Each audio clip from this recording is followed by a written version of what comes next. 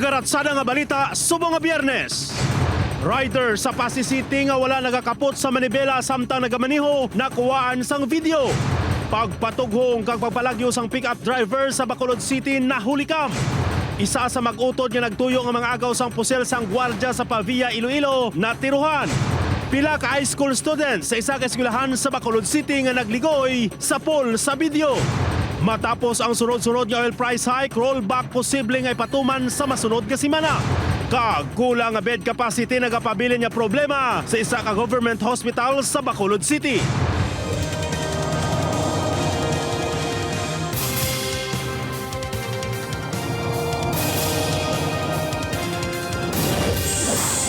Ini ang Ratsada Balita.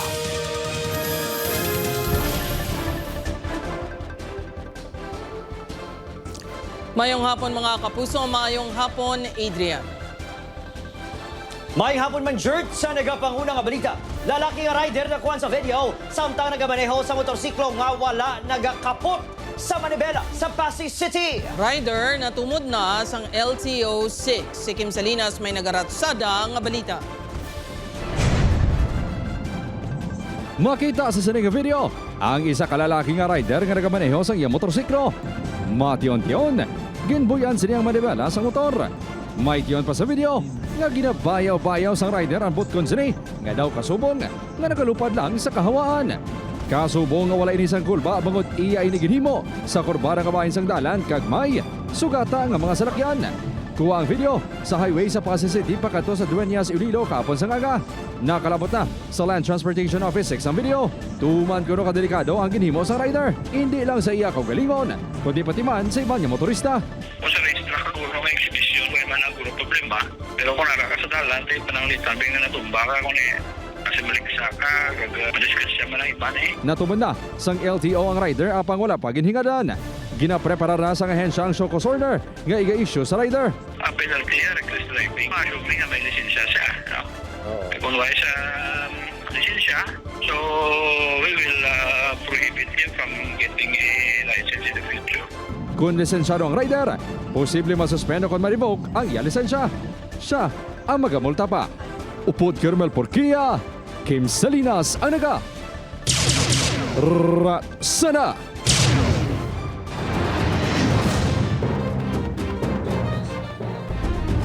Drivers ang pick-up nagpagas sang kapin 8,000 pesos sa gasolinahan sa Bacolod City. Apang nalagyo. Insidente na huli ka. Yaring nagratsada nga balita exclusive.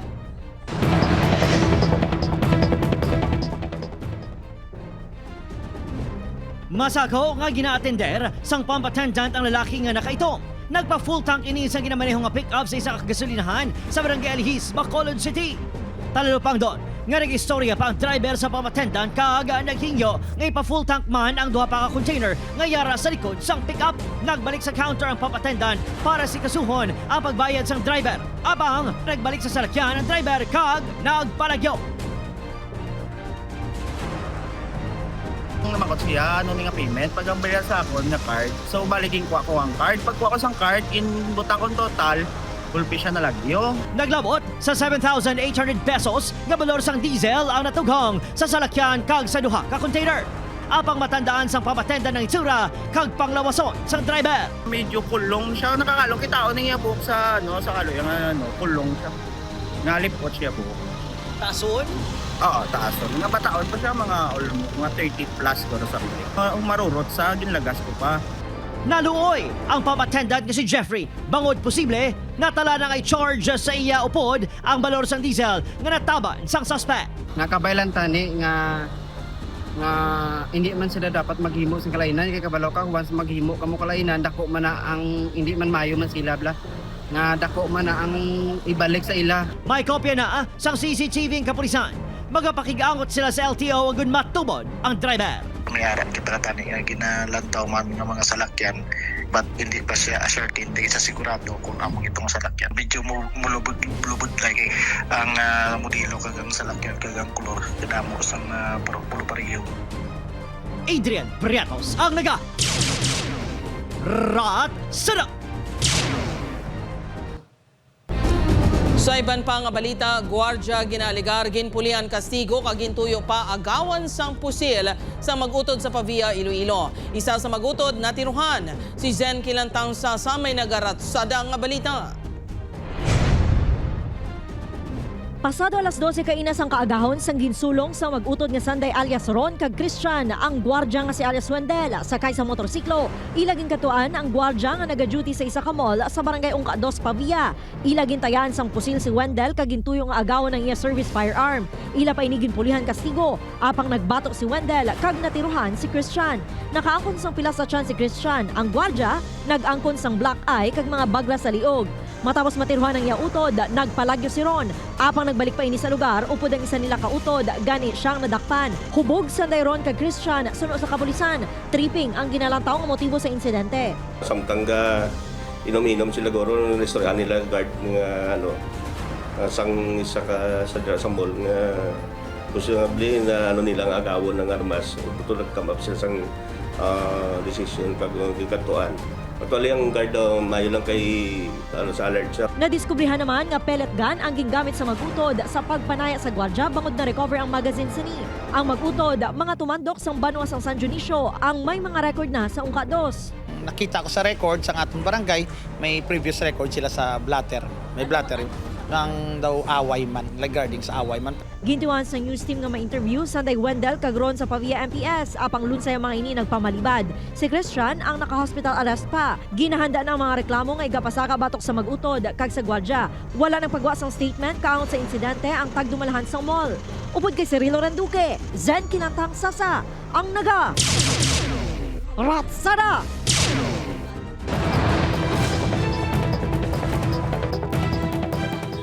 Pila ka high school students sa kuhaan sang CCTV nga nagtakla sa pader kag nagligoy sa klase sa Bacolod City. Sa Irene Pedreso may nagratsada nga balita, exclusive.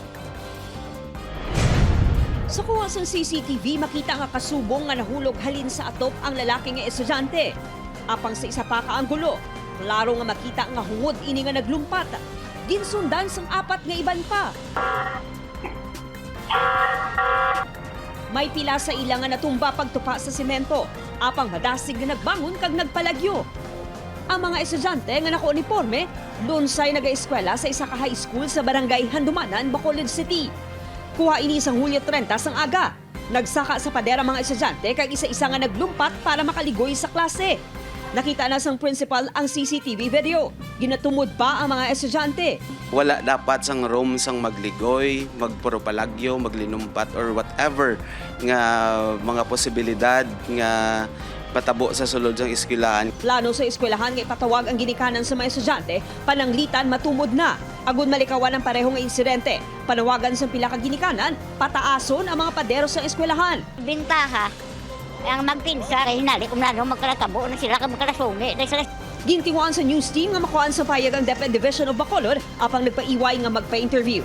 Upod kay Herald Account, Irene Pedreso ang naga Ratsada. Mga kapuso, numero sa mga nagabusong nga menor de edad sa Western Visayas, amat-amat nga nagsaka humalin 2022. Si Kim Salinas may nagaratsada nga balita live sa Barangay San Isidro, Haro, Iloilo City. Kim?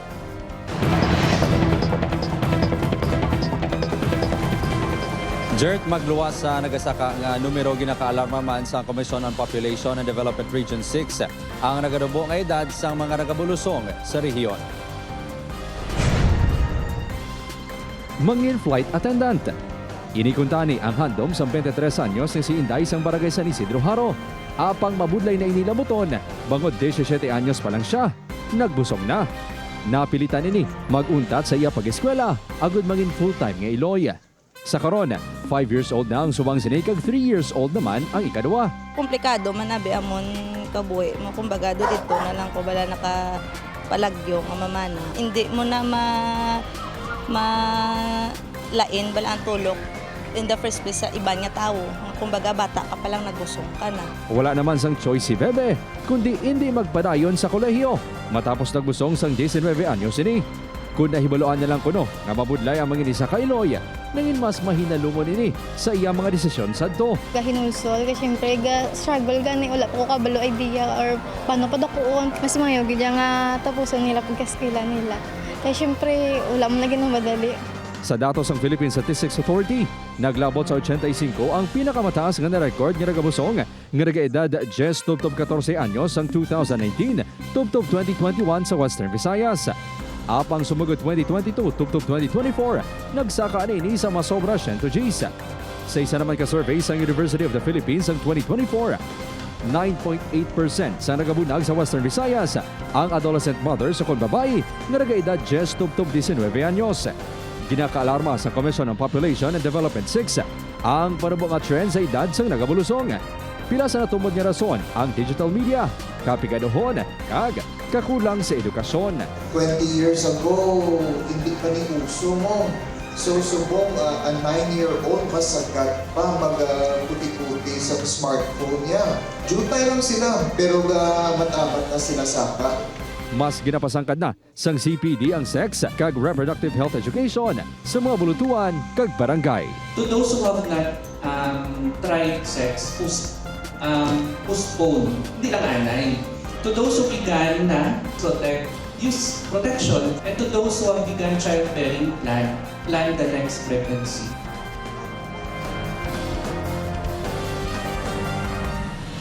Jert, magluwas sa pag-edukar sa adolescent mothers, ginatutukan man sa otoridad ang ilang mga ginikanan para sa mas responsable kagusto nga pagpadako kag pag-iya sa ilang mga kabataan. Jert? Madamo gid nga salamat, Kim Salinas.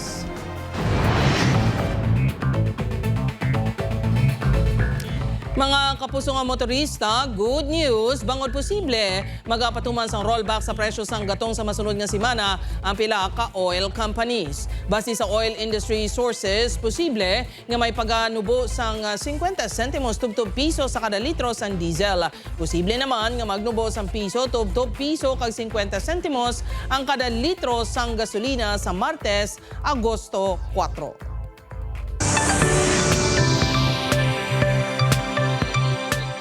Mga puso, dalang ko naman nga pa-premyo naghulat sa ating Kapuso Big Time Panalo Season 5. Pwede magpadala sa entries subtob sa August 7, 2026. Magpadala sa entries para may tsansa nga magdaog ang mga maribakal kag sari-sari store owners. Ang pinakaginabantayan niya nationwide promo sa GMA Network magapanghatag sa masobra 6 million pesos pa premyo kag for the first time may 2 winners nga maswerte nga magapauli sa grand prize nga 2 million pesos tax-free. Magduwa sa grand prize winners madamo man ang mga daog sa cash prizes. Sa atong Kapuso Big Time Panalo, 10 winners ang 50,000, 100 winners ang 5,000 kag 282 winners sa 1,000 pesos each. Maghulog sa entry sa participating Mercury Drug branches, GMA Regional TV kag radio stations. Kag pwede man sa selected outlets ng Pure Gold nationwide. Maghalong sa fake news, fake FB accounts o kung scam text. Tutok lang sa GMA kung mabisita sa aton official Facebook page, www.facebook.com/GMApromos kag microsite promos.gmaitnetwork.com/GMApromos para sa complete mechanics and official announcements. Bantayan.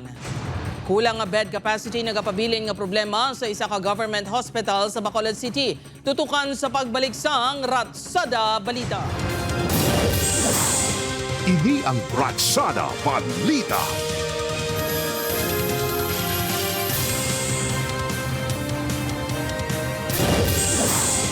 Ini ang Ratsada Balita.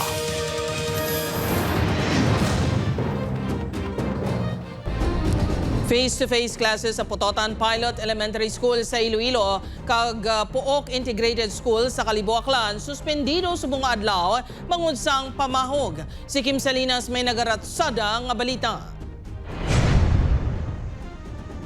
Hindi lang Putotan Pilot Elementary School ang nagsuspend sa face-to-face classes kahapon, kundi pati man ang kaiping nga Rizal Elementary School. Hindi matapos sa kabaton sang security threat ang isa sa mga estudyante kahapon. Cleared na sa threat ang duha ka bulutuan matapos ang saturation sa Putotan Police. Nagbalik na ang klase sa Rizal Elementary School subong adlaw, apang nagapabilin nga suspendido ang klase sa Putotan Pilot Elementary School. Base sa pamahog, subong adlaw mag-aatake ang nagpadala sa mensahe gamit ang isa ka high-powered nga pusil. Sa Kung sir, naulat pa kami sa resulta sa RACO kung ano na sir ang update. Sunod sa Schools Division of Iloilo, natala na ipaidalom sa psychosocial intervention ng mga estudyante sa Pilot Elementary School. Gina-finalize naman sang SDO ang PETSA sa paghiwas ang active shooter drill sa mga bulutuan. Naka-coordinate na kita sila with Iloilo Provincial Police Office na receive na namon ang procedures, protocols na gina-finalize ang siya. It's under review at the moment. Suspendido man ang face-to-face classes sa Pook Integrated School sa Caliboclan sa Bungadaw matapos nakabaton sang bomb threat kahapon. Base sa post ni Calibong Mayor Judy Socro, gina-verify na nila ang pamahog nga ginpost ang isa ka Facebook account. Upod Kirmel Porquia, Kim Salinas ang naga. Ratsada! Kapuso kulang nga bed capacity. Nagapabilin nga problema sa Corazon Locsin Montelibano Memorial Regional Hospital sa Bacolod City.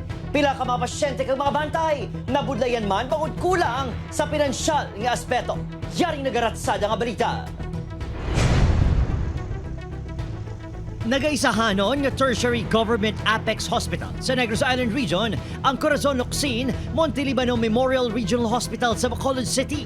Yara sa 400 ang maximum bed capacity sa CLMMRH. Abang kada daw, nagalabot sa 600 ang kinahanglan tatapon sa mga doktor. Ang resulta, ang ibang nga pasyente, imbis nga sa katre, sa pulungkuan na lang nagapahuway. Halin pa sa nabukin niya bahin sa Moises Padilla si Roselyn, 43 anyos. Sang Marso, napatay ang iya ginabuso nga lapsag. Magluwas sa sakit nga nabatsyagan, bangod na patyan. Ginaantos pagit sini ang iya mayoma. Sakit-sakit ang daanan, di ko ka tarong kay gusto ko may fumtani. Sakit-sakit akong gahigda ko, di ko katarong higda kay sakit-sakit gid. Sa emergency department, yara lang sa 60 ang bed capacity sunod sa ila focal person. Apang bangod sa emergency cases, nagaginutok ang lugar. Spacious sa because of the different furnishings. But currently, as you can see, we are on surge actually more or less around 100 to 120 patients. Agad madumala ang pagbaton sa mga pasyente, ginabasihan ng kategorya sa emergency cases. Category 1 or 2 natin, sir, muna siya nato ng mga emergent kit natin yung mga kailangan niya at ipanon. Kailangan sila nga mga agaw buhay. Bangon mas ginahatagan sang prioridad ang mga emergency cases. Nagapabilin nga pending ang status sa mga pasyente. Naka-admit na kami isang 17 pero ginpagwa kami ng kuan. Pagwa kami sang 22. Pabalik ko naman kami 28. May iba naman nga pasyente nga temporaryo nga nagatinir sa senior boarding house para sa kasubong ni Tony nga halin pa sa Negros Oriental. Gihulngan City. Dito wala mong na-hospital dito sa public niya. Wala mo yung mga equipment dito. Wala na sang iban nga makatuan ng mga pasyente kag ila mga bantay. Bangod, ginpasaruduhan na ang halfway home. Plano sang CLMMRH kay iduso nga himuon nga 1,000 ang bed capacity sa ospital. Ganing kaangay sini nga sitwasyon ang matuldukan lang kung maging prioridad sang gobyerno nga masolusyonan ang kulang nga pasilidad sa mga publiko nga ospital. Opo Kiril Castillo, Adrian Pretos ang naga. Ratsada!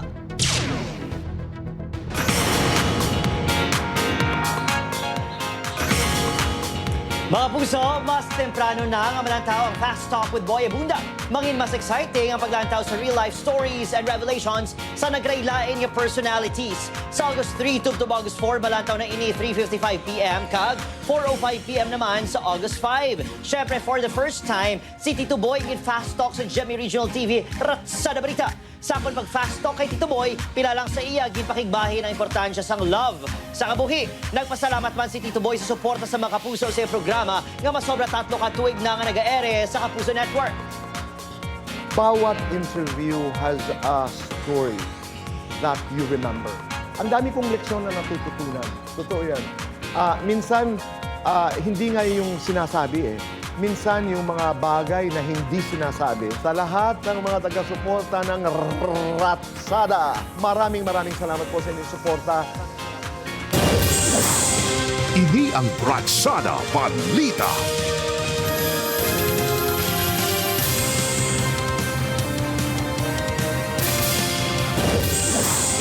Ini ang Bratsada Balita.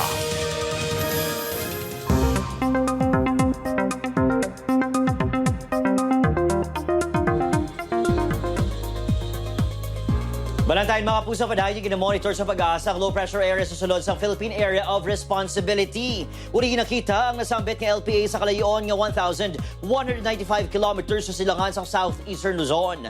Manubong chance sa sining ang mangin bagyo pero magapaulan man sa gihapon ang trough sa LPA sa bilakbahin sang Puson. Magluwas sa trough sa LPA, may localized thunderstorms nga pwede magpaulan.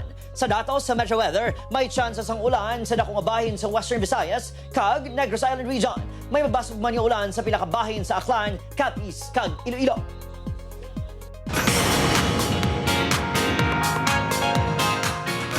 Mga kapuso, bantayan buwas ang istorya sang kabuhi sang stand-up comedian nga si Petit sa episode nga When I Fall in Love, the Vincent Petit ay coach story sa Magpakailanman. Paano bala na lang puwasan ni Petit ang mga pagtilaw dala sang kabudlayan nga batunon sang iya mismo pamilya?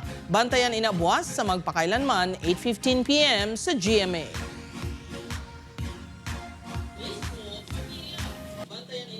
Kapuso, full support ang 8-10 sa watch party sa nagkailaing nga bahin sa Pilipinas para sa historic performance ng Kings of P-Pop SB19 sa Lollapalooza sa Chicago, Illinois. Ang SB19 ang labing unang homegrown Filipino group nga nag-perform sa nasambit nga kahiwatan.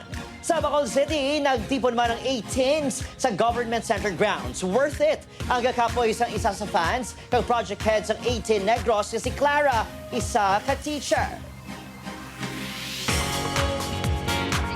Kay Doka Filipino Pride and especially SB19 is the new tourism ambassador of the Philippines. So ginadalagid nila ang aton nga flag. Sa dugang nga balita, ginainagurahan na ang labing unang isolation facility sa Western Visayas sa Barangay Rumbang, Pototan, Iloilo. May 25-bed capacity ang duha ka panalgan nga pasilidad sa Western Visayas Medical Center.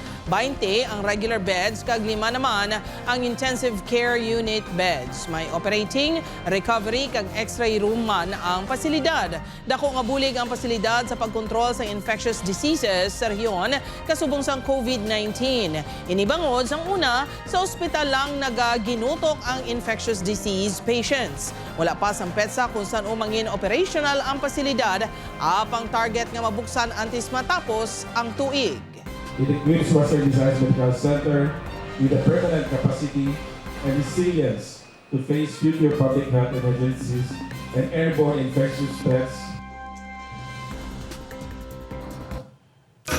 Mga kapuso, yari na mga balantayan sa The Master Cutter. Basulo na ininiibyang si Janine sa pagkapatay ni Tonet. Ano ba lang ebidensya nga makita ni Atoy sa crime scene? Bantayan ang ina nga mga eksena karon sa GMA Prime 8 p.m. pagkatapos ng 24 oras. Samtang ang bagong misyon sa Task Force Firewall magapakilig, maging epektibo bala ang acting ni Isa kag Hex. Bantayan ang dugang nga mga eksena 8:50 p.m. sa GMA Prime. Mga kapuso, matanaw ang episode nga ini kag iban pang mga lokal nga balita sa official website sa GMA Regional TV, www.gmaregionaltv.com. Pwede ba ninyo mabisita ang official YouTube channel, GMA Regional TV? Click ang subscribe button para sa mga pinakamainit na balita hanin sa mga rehiyon. Madamo salamat mga kapuso, pati na sa aton mga kapuso abroad. Ako si Adrian Prieto. Ako naman si Gertrude Charlatan. Kami ang GMA Regional TV, wala sang ginadampigan, wala sang ginaprotektahan. Halin sa tubtob subong, matutod niya serbisyo gidlang. Tubtob sa Lunes, ululupod gyapon kita tanan sa Ratsada.